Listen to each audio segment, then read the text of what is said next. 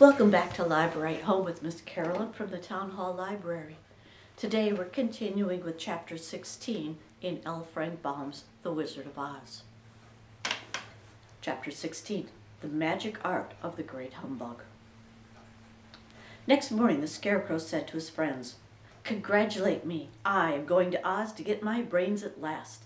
When I return I shall be as other men are."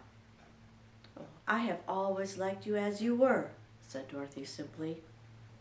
"Oh, it's kind of you to like a scarecrow," he replied, "but surely you will think more of me when you hear the splendid thoughts my new brain is going to turn out." Then he said goodbye to them in a cheerful voice and went into the throne room where he rapped upon the door. "Come in," said Oz. The Scarecrow went in and found the little man sitting down by the window engaged in deep thought. "I've come for my brains," remarked the Scarecrow a little uneasily.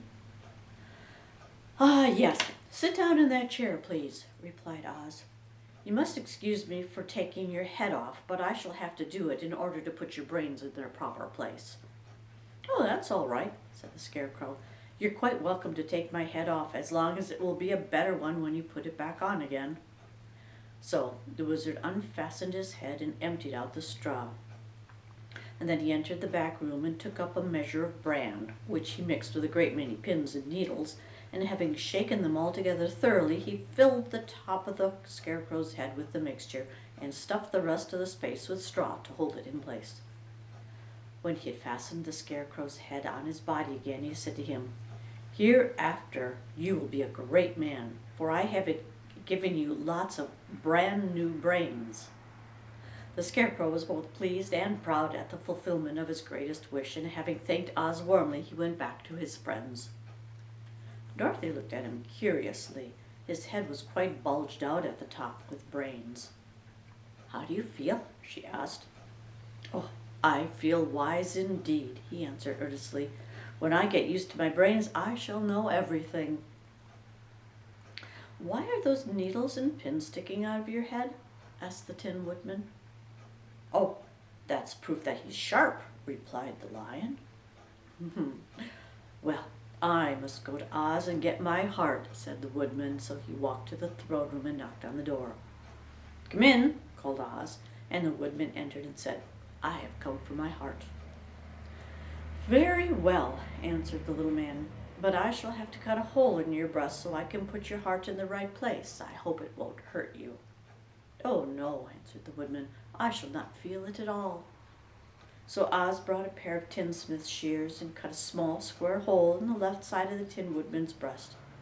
Then going to a chest of drawers, he took out a pretty heart made entirely of silk and stuffed with sawdust. "Isn't it a beauty?" he asked. "Oh, it is indeed," replied the Woodman, who was greatly pleased. "But is it a kind heart?"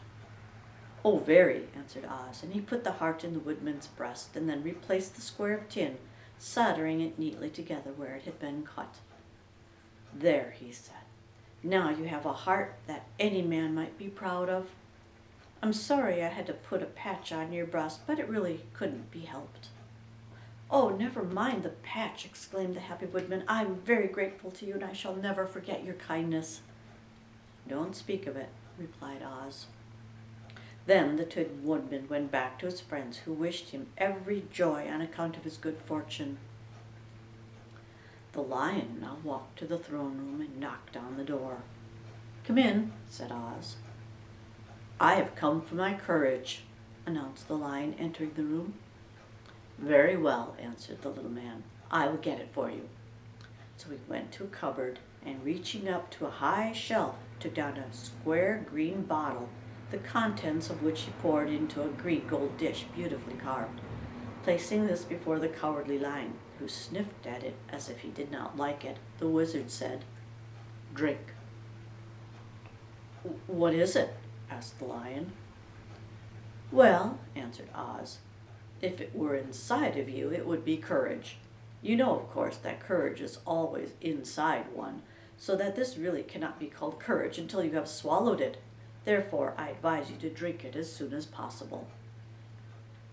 The Lion hesitated no longer, but drank till the dish was empty. "How do you feel now?" asked Oz. "Full of courage," replied the lion, who went joyfully back to his friends to tell them of his good fortune. Oz, left to himself, smiled to think of his success in giving the Scarecrow and the Tin Woodman and the lion exactly what they thought they wanted. "Oh, how can I help being a humbug," he said, "when all these people make me do things that everybody knows can't be done?" It was easy to make the Scarecrow and the lion and the woodman happy because they imagined I could do anything. But it will take more than imagination to carry Dorothy back to Kansas, and I'm sure I don't know how it can be done. Chapter 17. How the Balloon Was Launched. For 3 days, Dorothy heard nothing from Oz. These were sad days for the little girl, although her friends were all quite happy and contented. The Scarecrow told them that there were wonderful thoughts in his head, but he would not say what they were because he knew no one could understand them but himself. When the Tin Woodman walked about, as he felt his heart rattling around in his breast, and he told Dorothy that he discovered it to be a kinder and more tender heart than the one he had owned when he was made of flesh. The lion declared he was afraid of nothing on earth and would gladly face an army or a dozen of the fiercest Kaladas. Thus, each of the little party was satisfied, except Dorothy, who longed more than ever to go back to Kansas. On the 4th day, to her great joy, Oz sent for her, and when she entered the throne room, he greeted her pleasantly. "Sit down, my dear. I think I found the way to get out of this country." "And back to Kansas?" she asked eagerly. "Well, I'm not sure about Kansas," said Oz, "for I haven't the faintest notion which way it lies. But the first thing to do is to cross the desert, and then it should be easy to find your way home." "How can I cross the desert?" she inquired. "Well, I'll tell you what I think," said the little man. "You see, when I came to this country, it was in a balloon. You also came through the air, being carried by a cyclone. So I believe the best way to get across the desert will be through the air. Now, it is quite beyond my powers to make a cyclone, but I've been thinking the matter over, and I believe I can make a balloon." "How?" asked Dorothy. "A balloon," said Oz, "is made of silk, which is coated with glue to keep the gas in it. I have plenty of silk in the palace, so it will be no trouble to make the balloon, but in all this country there is no gas to fill the balloon with to make it float." "Oh, if it won't float," remarked Dorothy, "it'll be of no use to us." "True," answered Oz, "but there is another way to make it float, which is to fill it with hot air. Hot air isn't as good as gas, for if the air should get cold, the balloon would come down in the desert and we should be lost." "We?" exclaimed the girl. "Are you going with me?"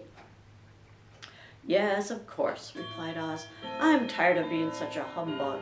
If I should go out of this palace, my people would soon discover that I'm not a wizard, and then they would be so vexed with me for having deceived them. So I have to stay shut up in these rooms all day, and it gets tiresome. I'd much rather go back to Kansas with you and be in a circus again." "I shall be glad to have your company," said Dorothy. "Thank you," he answered. "Now, if you'll help me sew the silk together, we will begin to the work on our balloon." So Dorothy took a needle and thread, and as fast as Oz cut the strips of silk into proper shape, the girls sewed them neatly together. First there was a strip of light green silk, then a strip of dark green, and then a strip of emerald green, for Oz had a fancy to make the balloon in different shades of the color about them. It took 3 days to sew all the strips together, but when it was finished they had a big bag of green silk more than 20 feet long. Then Oz painted it on the inside with a coat of thin glue to make it airtight, after which he announced that the balloon was ready. "But we must have a basket to ride in," he said. So he sent the soldier with the green whiskers for the big clothes basket, which he fastened with many ropes to the bottom of the balloon.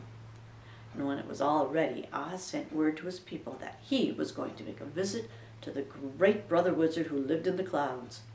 The news spread rapidly throughout the city, and everyone came to see the wonderful sight. Oz ordered the balloon carried out in front of the palace, and the people gazed upon it with much curiosity. The Tin Woodman had chopped a big pile of wood, and now he made a fire of it, and Oz held the bottom of the balloon over the fire so that the hot air that arose from it would be caught in the silken bag. Gradually, the balloon swelled out and rose into the air until finally the basket just touched the ground. Then Oz got into the basket and said to all the people in a loud voice, "I am now going away to make a visit. While I am gone, the Scarecrow will rule over you. I command you to obey him as you would obey me." The balloon was by this time tugging hard at the rope which held it to the ground, for the air within it was hot, and this made it so much lighter in weight than the air without that it pulled hard to rise into the sky. "Come, Dorothy," cried the Wizard. "Hurry up or the balloon will fly away." "I can't find Toto anywhere," replied Dorothy, who did not wish to leave her little dog behind. Toto had run into the crowd to bark at a kitten, and Dorothy found him at last, and she picked him up and ran toward the balloons, and she was within a few steps of it, and Oz was holding out his hands to help her with the basket when crack went the ropes, and the balloon rose higher into the air without her. "Come back!" she screamed. "I want to go too." "I can't come back, my dear," called Oz from the basket. "Goodbye." "Goodbye!" shouted everyone, and all eyes were turned upward to where the Wizard was riding in the basket, rising every moment farther and farther into the sky.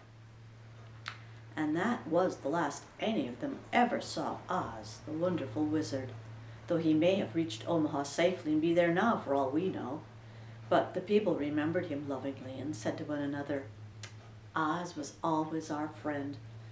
When he was here, he built for us this beautiful Emerald City, and now he is gone and he has left the wise Scarecrow to rule over us."